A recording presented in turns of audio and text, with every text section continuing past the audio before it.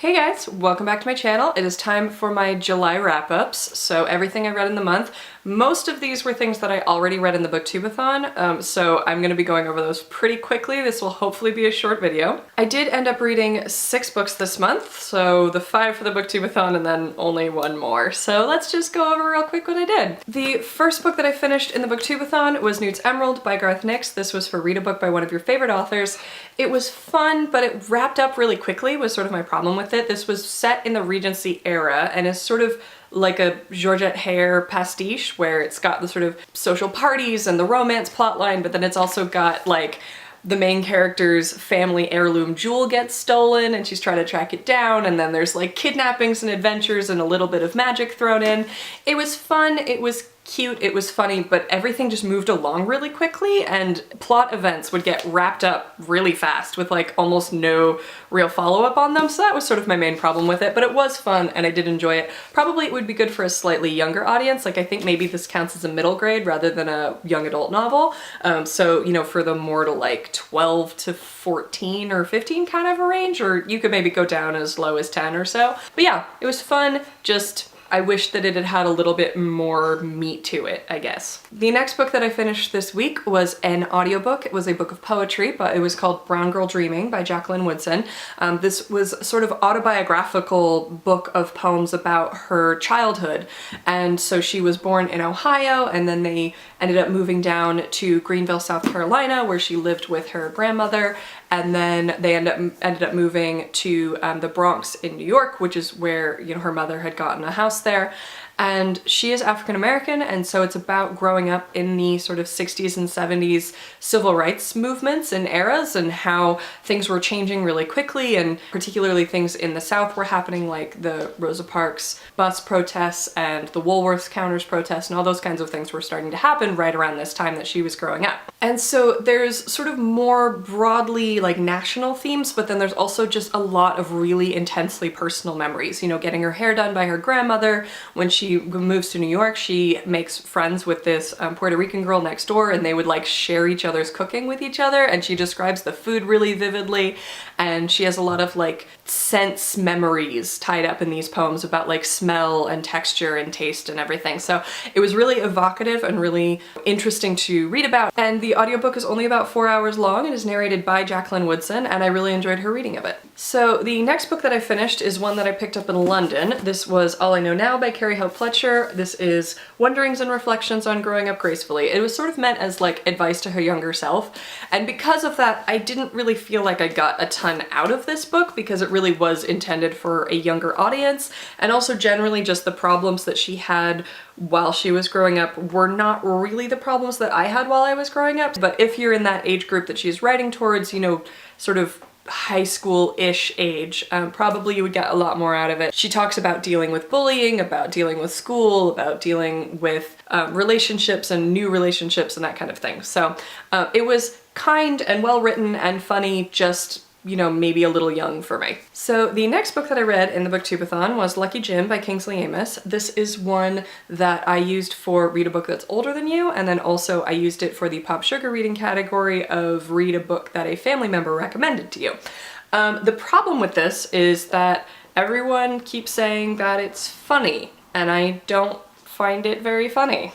The problem is that it's deeply, deeply cynical. There are moments that are funny because it's very ironic. It has some elements of satire to it, but it's so unhappy and cynical that I just didn't really enjoy it that much. I thought that it was really interesting. It's about this young man from the north of England who is considered sort of like common or low class by the people of this prestigious university that he is trying to get a like full-time permanent position in.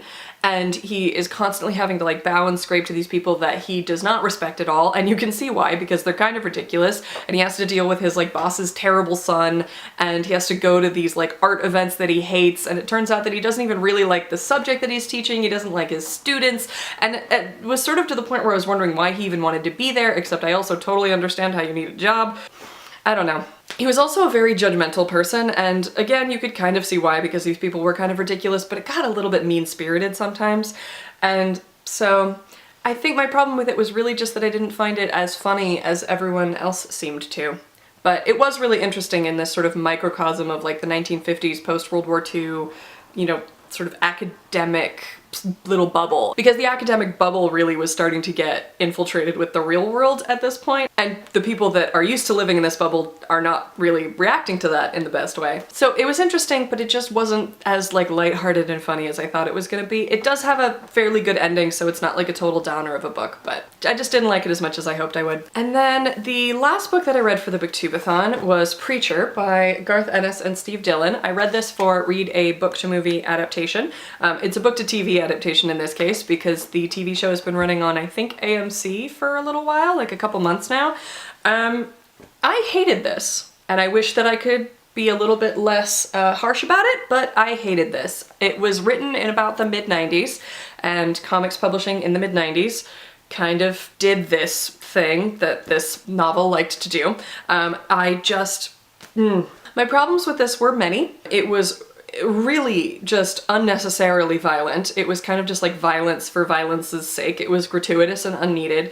It was trying to be sort of like edgy and cool because the idea of it is it's talking about like the angels, and there's this offspring of an angel and a demon that's escaped from heaven and it's come to earth, and it's sort of this whole idea of like, what if the angels in heaven were actually just as terrible as the people down on earth, and what if religious people were actually hypocritical and awful? And I'm just like, okay, I'm not even religious, and I'm offended at how unsubtle and like unrealistic this portrayal is. It wasn't nearly as clever as it thought it was, and it was just unnecessarily violent. It was unnecessarily cruel. Like, there was a lot of slurs being thrown around. There's a lot of like racism and homophobia in it. And there are people that are like so irredeemably awful in every single way that like we're supposed to feel good when they die, but it's not even realistic, and it's completely unsubtle. It says nothing new.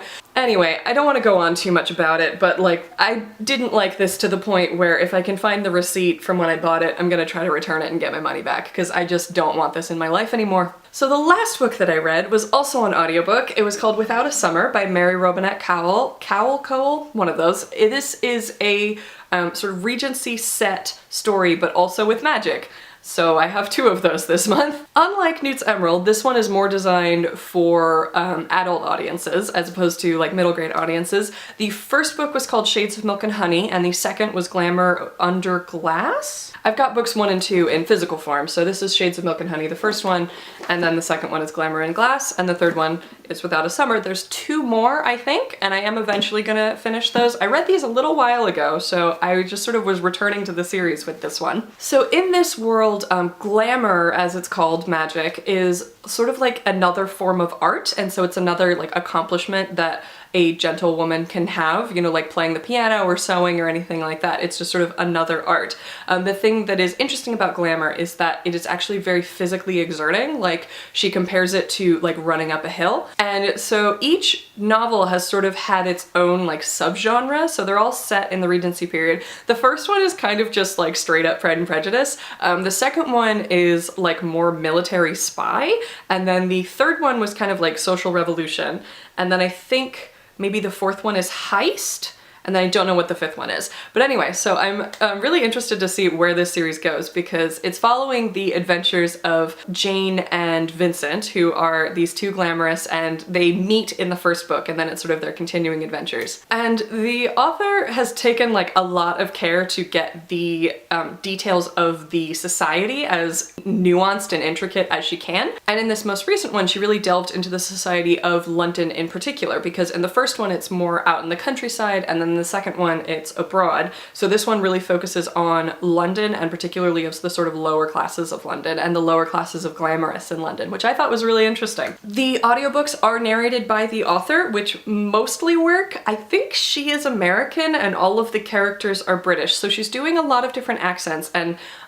to me they were fine, but they might not read as fine to someone who lives in the UK. Because I have a pretty good ear for accents, but I don't live in the UK, so I don't hear them every day, so I wouldn't necessarily hear like discrepancies.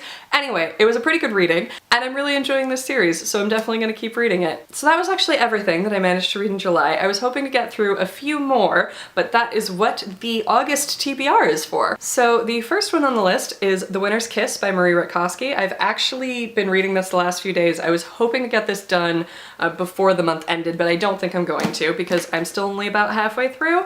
I wanted to get this done for the Booktubeathon because I read The Winter's Curse, the first one, for the Booktubeathon last year, and then I read The Winter's Kiss for the December Booktubeathon just this past December, so I thought it would be fun if I could get all 3 books read for Booktubeathons, but it didn't end up happening.